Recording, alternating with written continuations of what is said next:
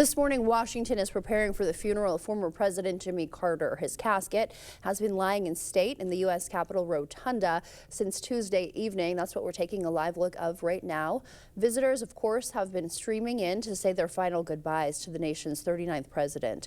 CBS's Jared Hill has more for us from the Capitol.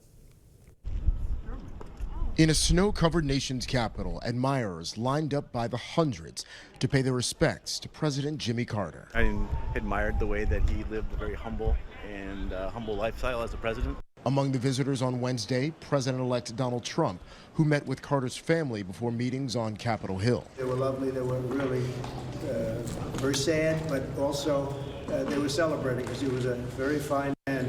I knew him a little bit, but I knew him only as a fine man. The public viewing for President Carter ends this morning here at the Capitol when his casket is taken just a few miles away to the National Cathedral for a state funeral. President Biden delivering one of the eulogies. We have one chance to get this right. The Majestic Church is the second largest in the United States.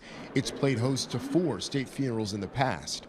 Today, roughly 3,000 people are expected to attend the service for President Carter, a program he had part in planning before dying at the age of 100. This is the heart of what we do, and we're really happy to do it.